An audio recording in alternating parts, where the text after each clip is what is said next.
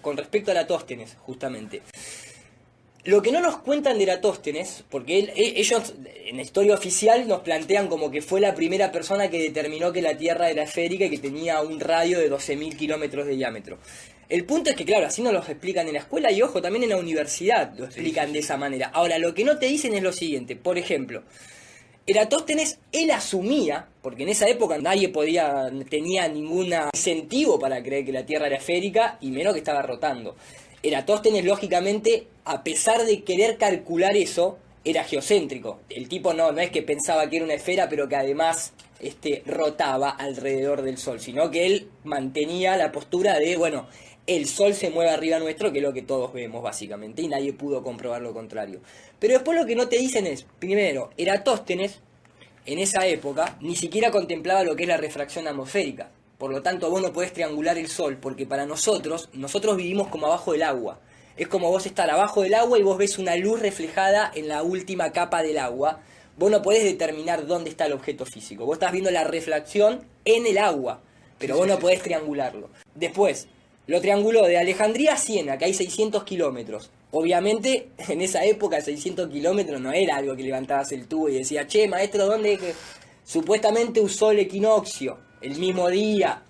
Pero el tema, ¿cuál es? El tema es que él tuvo que contemplar y considerar algo que jamás en la observación se demostró, que es que los rayos del Sol entran paralelos. O sea, cuando vos ves al Sol y vos ves los rayos del Sol siempre están en ángulo. Por lo tanto, si vos usás la trigonometría, los ángulos te llevan a la fuente de luz. Y la fuente de luz habla de un Sol cercano. Ni siquiera Eratóstenes determinó que el Sol estaba a 150 millones de kilómetros, algo que jamás se demostró tampoco. Lo de Eratóstenes depende del principio científico que vos querés demostrar. Si vos querés demostrar que la Tierra es esférica, podés hacer un montón de planteos, pero el problema ¿cuál es? Los rayos no entran paralelo.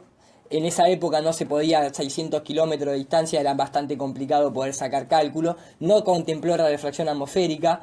Nadie lo midió en estadios, porque en esa época no existía ni el kilómetro. O sea, el tipo dijo, la Tierra tiene 65.000 estadios, porque tomaban en cuenta un estadio griego. Sí, te pones a estudiar y es toda una historia de fantasía muy compleja de creer realmente. Si yo tomo el mismo experimento, pero mi objetivo es demostrar la distancia al Sol, tomo las cosas como las observo, que es un principio científico.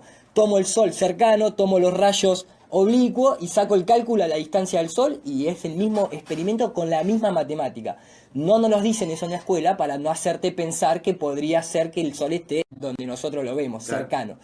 Lo que vos decís de los vuelos es un tema que está muy estudiado, incluso Argentina tuvo un vuelo, el único vuelo, digamos, transpolar, que es el de la aerolíneas argentina, lo hizo Argentina en el año 2014. Pasan a 3.000 kilómetros de la costa del Polo Sur entre comillas. El punto es así, una figura, o sea, lo dice la renga, ¿no? Aunque el mundo termine en un círculo y el principio de dónde partir.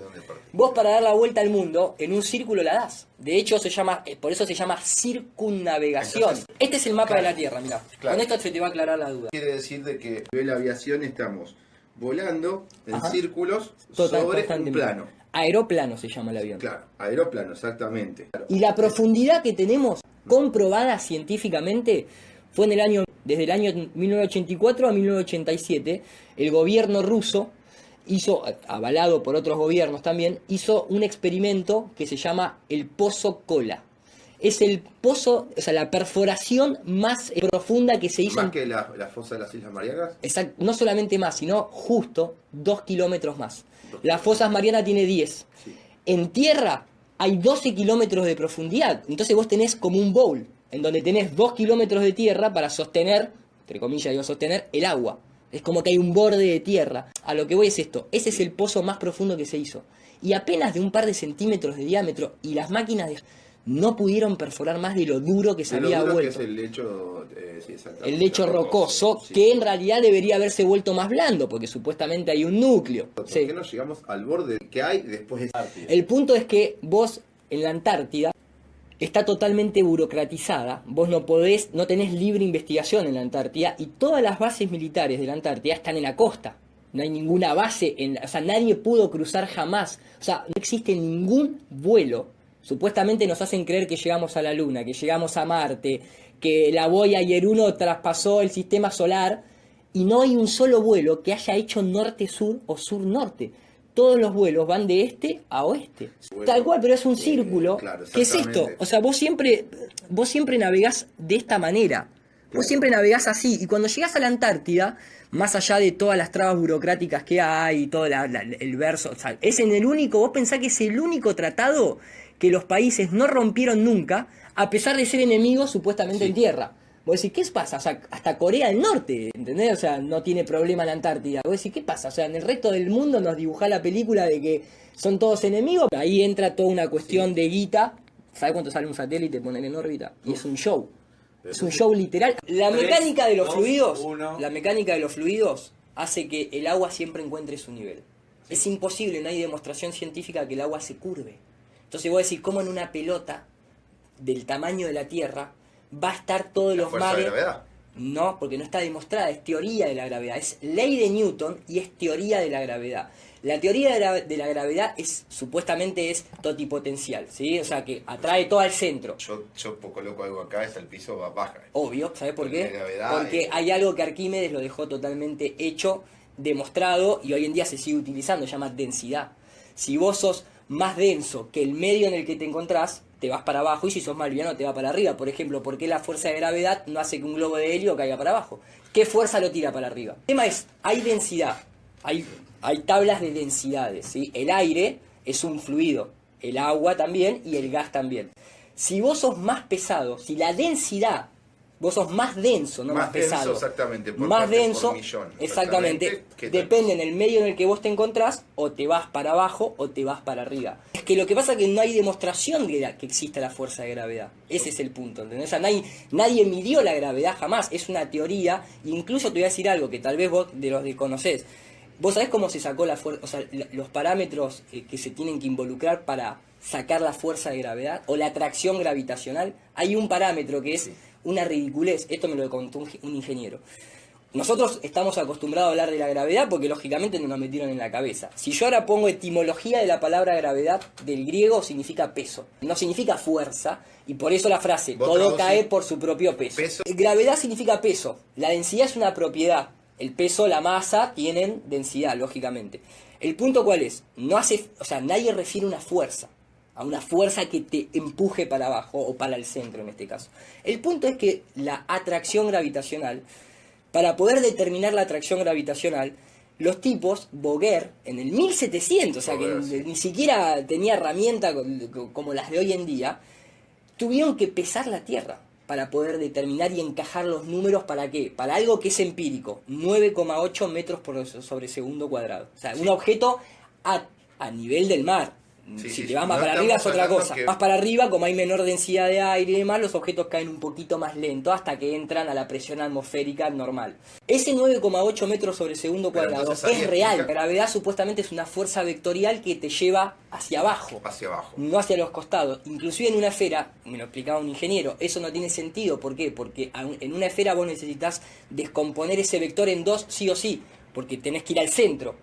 Por lo tanto, la fuerza ni siquiera podría ser de un vector solo, tendría que ser de dos. Cuando vos te pones a hablar con un ingeniero, se te llena el culo de preguntas porque te empieza a poner en... El físico ni hablar, el físico te dice, en realidad no podemos explicar la física en un pizarrón. No se puede explicar. Es imposible, es obsoleto. Un montón de científicos se transformaron en noveleras. O sea, hoy en día cuando vos hablás con un deGrasse Tyson, cuando escuchás un Carl Sagan y demás, que hablan todos en cuestiones del espacio exterior, son todas novelas. No hay absolutamente nada demostrado, ni un agujero negro, ni una estrella de protones. Es más, déjame poner simplemente porque de un profesor de acá de la UBA, que habla un poquito en referencia a lo que es la divulgación científica, a lo que es en realidad la ciencia y lo que está pasando hoy en día con la ciencia real. ¿Qué dicen los textos sobre la ciencia? Le describen algo que no existe. Porque yo digo, si yo fuera un chico de 17 años... y abre una de esas enciclopedias y le están diciendo esto es la ciencia, lo están embaucando. Desarrollo científico y tecnológico. Siempre has tenido la inquietud, quiero que lo compartas esto con nuestros amigos que nos están escuchando, de divulgar la ciencia, ¿sí? De hecho, tú dijiste, no me presenten, por favor, como divulgador de la ciencia, preséntenme como ensayista.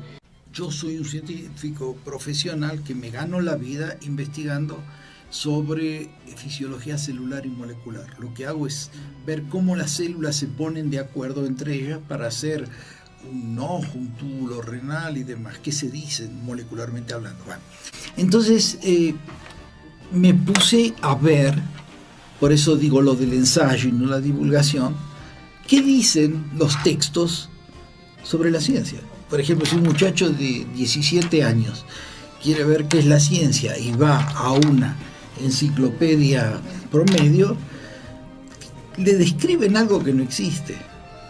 Es como que se inventó un puchimbal que le llaman ciencia para que le peguen, le digan y todo. Entonces, ¿qué conceptos erróneos has encontrado de la ciencia? Bueno, mira, en primer lugar que dicen ciencia, pero no presentan a la ciencia qué es la ciencia, sino que para hacerla más atractivo presentan curiosidades sobre la ciencia, ¿te das cuenta?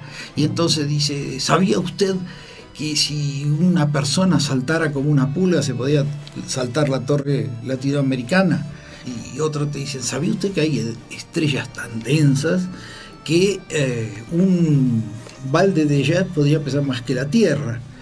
Entonces la gente pasó a tener la idea de que los científicos somos tarados que nos entretenemos buscando cosas raras. Y ahora me viene con que, ¿sabía usted que un agujero negro se puede comer toda una galaxia?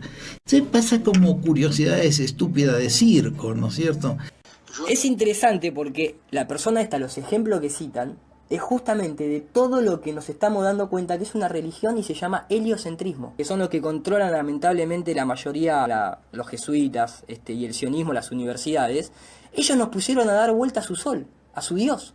Nos dijeron, olvídate de tus sentidos, no te sirven para nada, te engañan. Sin embargo, sin tus sentidos no puedes cruzar ni calle 7 porque te lleva puesto un micro. La ciencia se basa en lo que es demostrable, observable y repetible. Es el principio científico. Sí. Los incas, los mayas, los aztecas, los navajos, los hindúes, los vedas, los tibetanos, esos hablan de una tierra plana. Todos. Ninguno habla de una tierra esférica. Todos es un plano de existencia. Cuando vos me hacías el chiste recién de lo de las tortugas, el tipo se cagaba de risa y hablaba de las tortugas, los elefantes. Y vos fíjate cómo estamos nosotros de adoctrinados, que cuando yo si yo pongo acá cosmología hindú, ¿sí? Porque es la hindú esa, o sea, sí. No te hablan de las otras, te hablan nada más que los mayas tienen una cúpula, de hecho en su dibujo de cosmología con una pirámide en el medio, que es esa que vos ves ahí. Esta que vos ves ahí es la cosmología maya. Es una cúpula rodeada con el sol y la luna dentro de esa cúpula, igual que están los templos masones, La luna y el sol en los templos masones están adentro de una bóveda. Todas las iglesias tienen una bóveda. La misma concepción de egipcia también estamos hablando lo mismo. Todas. El tema de la hindú es muy linda. ¿Por qué? Porque uno boludea con la tortuga y los elefantes, ¿no? Entonces uno desde el lado terraplanista te dice, no, mirá, la tortuga refiere a quietud, la tierra está quieta. Los elefantes refieren a firmeza, a los pilares en donde está la tierra. Y después lo que se olvidan de la referencia hindú es la más importante. Te hablan de las tortugas, te hablan de los elefantes, pero no te dicen que está rodeado por una serpiente. La serpiente, fíjate que ni vos la nombraste, pero ¿sabés por qué hay una serpiente que se automuerde la cola? Ellos la representan muy bien, porque esto que vos estás viendo acá, la serpiente, ¿qué color tiene por lo general? ¿Con qué lo identifica uno? ¿Con qué color? Verde. Verde. Y vos sabés que lo que demuestra que la Tierra tiene una cobertura es la aurora boreal. ¿Qué color es la aurora boreal? El centro de la Tierra es verde. ¿Y cómo se mueve? Sí, como una serpiente. Como una serpiente. Entonces, esta parte nadie te la dice, porque entonces ahí les daría sospecha. Yo quiero que usted dé el veredicto de esto. Fíjate cómo estaremos nosotros de cegados. Que cuando hablamos de la Tierra fuese plana o no, yo te tendría que hacer la primera pregunta, que fue la que me hicieron a mí, yo me quedé callado.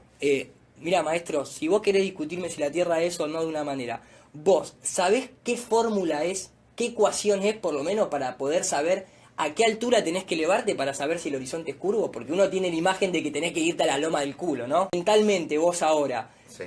¿Qué número dirías que tenés que elevarte para saber realmente que la Tierra es No me acuerdo. curva? Creía, por desconocimiento, que uno tenía que realmente irse muy arriba para demostrar que si la Tierra mide 12.000 kilómetros de diámetro, como determinó Eratóstenes, yo digo, bueno, te tenés que ir muy arriba para ver si el horizonte es curvo. Por eso nosotros no lo vemos. Hasta que vos hacés las cuentas matemáticas. Por ejemplo, si vos hoy en día entrás hasta la revista Muy Interesante, creo que es una revista que todos conocemos, Como la Tierra dijeron que tenía 12.000 kilómetros de diámetro, no te puedes escapar de las matemáticas. Los tipos tienen que decirte la verdad numéricamente. Sí. ¿Que cuál es? Para ver bien la curvatura terrestre, no hace falta elevarte más de 20 kilómetros de altura. 20 kilómetros de altura no es nada. No es nada. Nada. Ahí mencionan a los 10 kilómetros de altura, que es a la altura que viaja un avión comercial. En un avión comercial vos deberías ver un poquitito, pero es muy difícil. Pero deberías ver una pequeña curva. Nadie jamás lo vio en un avión. La gente que tiene la percepción de haberlo visto es porque el vidrio es plexiglas y te curvea los bordes. Está todo analizado, demostrado y demás. Pero a los 20 kilómetros sí deberías poder ver la curvatura. Entonces, ¿qué empezaron a hacer una serie de ingenieros? Esto. Basándose en la matemática, los tipos lo que empezaron a hacer es tirar cámaras a 40 kilómetros de altura. A 40 kilómetros de altura. Y el horizonte es totalmente recto. Acá ya debería haber una curva de varios grados. Sí. Una curva de más de 4 grados. Lo cual tendría que ser totalmente perceptible. El punto es el siguiente. El ojo, o cualquier... ¿Eso que se ve ahí sería el sol? Eso es el sol, que está acá nomás. Claro. Físicamente, la óptica, por matemática también, te dice que todas las imágenes, sean del ojo humano, o de un lente, o de un telescopio, o de una cámara de fotos, por limitante, resulta, obviamente, en un círculo de visión, en claro. Un ángulo, no en una esfera. Entonces, cuando uno ve el horizonte así, es recto, pero lo que pasa es que la cámara no llega a enfocar más, y por lo tanto vos ves algo circular. El sol de lejos, allá, iluminando el día de la Tierra, y el globo acá, en la parte nocturna de la Tierra. Eso en una Tierra esférica, olvidate. Mirá, sol, sí. Punto cenital de luz. El sol está acá y el punto cenital de luz está acá. Esto supuestamente para la ciencia... Es imposible. Para la ciencia oficial esto está a 150 millones de kilómetros. Claro. ¿Entendés? Vos decís, ¿qué está pasando? Fíjate, mirá este. Directamente. 3.000 kilómetros de distancia.